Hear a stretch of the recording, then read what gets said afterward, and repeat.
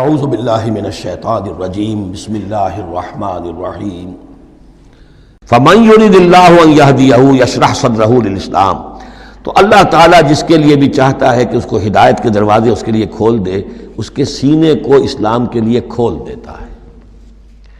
یہ ایک بڑی معنوی حقیقت ہے، اس پہ غور کیجئے گا۔ شرح صدر، الم نشرح لک صدرک، یہ جو حضور کے لیے خاص طور پر شرح صدر جو ہے اللہ تعالیٰ نے ایک بہت بڑے احسان کے طور پر بیان فرمایا، الم نشرح لک صدرک، اس شرح صدر کی ہر مسلمان کو دعا کرنی چاہیے۔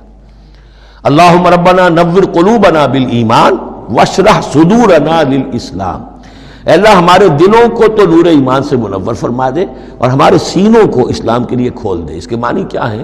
اللہ ہمارے اندر وہ باطنی بصیرت پیدا کر دے کہ اسلام کی ہر چیز ہمیں ٹھیک نظر آئے، ہاں یہی تو ٹھیک ہے، یہی تو ہونا چاہیے، منطقی ہے، معقول ہے، کہیں چیز اپرائے گی نہیں۔ انسان کی فطرت جو ہے اتنی مطابقت محسوس کرے گا انسان کہ دیکھنا تقریر کی لذت کہ جو اس نے کہا میں نے یہ جانا کہ گویا یہی میرے دل میں تھا، اس لیے کہ اس کا اپنا سینہ جو ہے اللہ تعالیٰ نے اسلام کے لیے کھول دیا ہے۔ تو یہ شرح صدر جو ہے اللہ تعالیٰ کی طرف سے بہت بڑی نعمت ہوتی ہے۔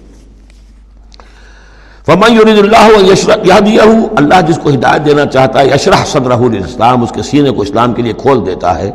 ومن یرید ان یضلہ، اور جس کے بارے میں وہ طے کر دے کہ اس کو تو اب گمراہی ہی پر رکھنا ہے، یجعل صدرہ ضیقا، اس کے سینے کو تنگ کر دیتا ہے، حرجن، بہت ہی تنگ اندر سے، کانما یصعد فی السماء، ایسے محسوس کرتا ہے جیسے اسے آسمان پر چڑھنا پڑ رہا ہے، جیسے اونچائی پر چڑھتے ہوئے سانس پھول جاتا ہے، آدمی کو معلوم ہوتا ہے کہ میرا شاید دل دھڑک دھڑک کر باہر ہی نکل آئے گا۔ یہ ہے کہ ان کو حق کا قبول کرنا اتنا مشکل ہو جاتا ہے۔ جس شخص کا کے لیے اللہ تعالیٰ کی طرف سے شرح صدر ہے وہ حق کو قبول کرتا ہے، تکلیف بھی آتی ہے تو بڑی آسانی سے جھیل جاتا ہے، اور ایک وہ ہے کہ ذرا سا امتحان آ گیا تو معلوم ہوا کہ بس قیامت ٹوٹ پڑی، اور اب تو ایک قدم اور اٹھانا جو ہے، اور جس کو ہم کہتے ہیں قدم من بھر کے پاؤں جو ہے من بھر کے ہو گئے، بوجھل ہو گیا انسان، وہ بات نہیں۔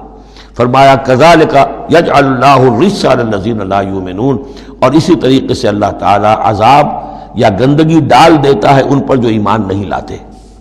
وَهَذَا صِرَاطُ رَبِّكَ مُسْتَقِيمًا، اور یہ ہے تیرے رب کا سیدھا سیدھا راستہ۔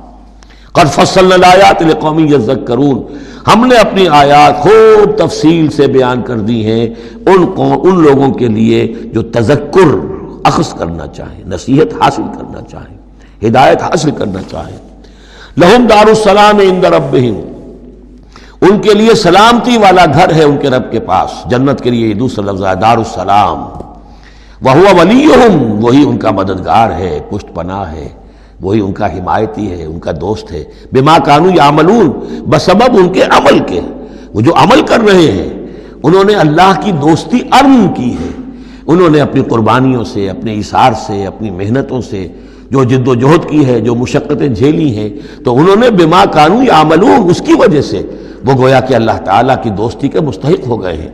وَهُوَ وَلِيُّهُمْ بِمَا كَانُوا يَعْمَلُونَ وَيَوْمَ يَحْشُرُهُمْ جَمِيعًا، اور جس دن کہ وہ جمع کرے گا ان کو سب کو، یا معاشر الجن، اللہ تعالیٰ فرمائے گا اے جنوں کی جماعت، قد استکثرتم من الانس، واقعتاً تم نے تو انسانوں میں سے بہتوں کو ہتھیا لیا۔ جو کہا تھا اس بڑے جن نے، عزازیل نے، کہ تو دیکھے گا وما تجد اکثرهم شاکرین، کہ ان کی اکثریت شکر کرنے والی نہیں ہو گئی، تو گویا کہ ایک طرح کا شاباش جو ہے اللہ تعالیٰ کی طرف سے ان کو دی جائے گی۔ یا معاشر الجن قد استکثرتم من الانس، تم نے تو بہت سے انسانوں کو ہتھیا لیا۔ وقال اولیاؤہ من الانس، اور جو ان کے ساتھی تھے انسانوں میں سے ان کی غیرت ذرا جاگے گی کہ اللہ تعالیٰ نے یہ کیا کہہ دیا کہ ان جنات نے ہمیں جو ہے ہتھیا لیا اور شکار کر لیا۔ ربنا، وہ یہ کہیں گے ربنا استمتع بعضنا ببعض، پروردگار ہم میں سے بعض نے بعض سے فائدہ اٹھایا، ہم ان سے کام لیتے رہے، یہ ہم سے کام لیتے رہے، ہم نے ان کو موکل بنایا، ان کے ذریعے سے غیب کی خبریں، کہانت کی دکانیں چمکائیں۔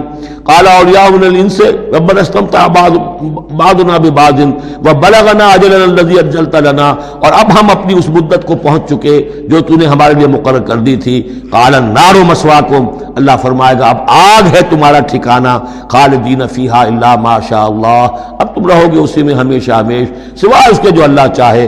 ان ربک حکیم علیم، یقیناً تیرا رب حکیم اور علیم ہے۔ وکذالک نولی بعض الظالمین بعضا بما کانوا یکسبون، اور اسی طرح ہم ساتھی بنا دیتے ہیں اور ملا دیتے ہیں بعض ظالموں کو بعض ظالموں کے ساتھ ان کے کرتوتوں کی وجہ سے، ان کی کمائی کی وجہ سے۔